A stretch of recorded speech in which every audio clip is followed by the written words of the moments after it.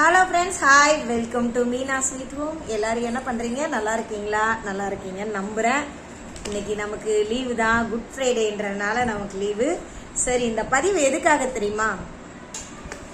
வாழ்க்கையில் போட்டி இருக்கலாம், பொறாமை இருக்கக்கூடாது. ஆனால் அந்த பொறாமை ரொம்ப நம்மளை தப்பான இடத்துக்கு கொண்டு போகும். போட்டின்றது நம்ம ஓடணும், அவங்கள மாதிரி நம்ம அச்சீவ் பண்ணணும்னு தோணும். ஆனால் பொறாமப்பட ஆரம்பிச்சிட்டோன்னு வச்சுக்கோங்க, நம்ம லைஃப் நல்லா இருக்காது, கஷ்டப்படணும். எதுக்காக இந்த பதிவுனா, முன்னாடிலாம் லேடிஸ் தான் ஒருத்தர் பார்த்து பொறாமப்படுவாங்க, நான் பார்த்துருக்கேன். ஆனால் ஜென்ஸு தாங்க மோசமாக இருக்காங்க அதை விட. ஆனால் இப்படிலாம் ஜென்ஸ் இருப்பாங்களான்றதே எனக்கு ஒரு டவுட்டாக இருக்குது. ஏன் கேளுங்க, ஒரு எந்த விஷயமா இருக்கட்டும், சாப்பிட்ற விஷயமா இருக்கட்டும், நான் எல்லாரையெல்லாம் சொல்லலை, தப்பாக நினச்சிக்காதீங்க நண்பர்களே. உண்மையாகவே பதிவு ஒரு குறிப்பிட்ட சிலருக்காக மட்டும்தான்.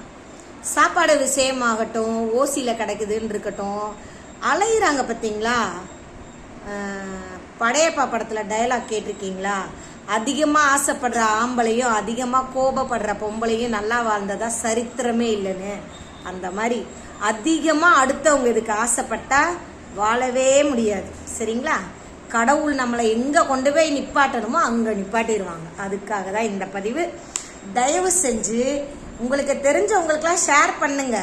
உண்மையாகவே நான் யாருக்காக பேசியிருக்கேன்னு அது அவங்களுக்கு தெரியும். அவங்களுக்கு போய் சேர வரைக்கும் நீங்கள் கொஞ்சம் ஷேர் பண்ணிங்கன்னா நல்லாயிருக்கும் ஃப்ரெண்ட்ஸ்.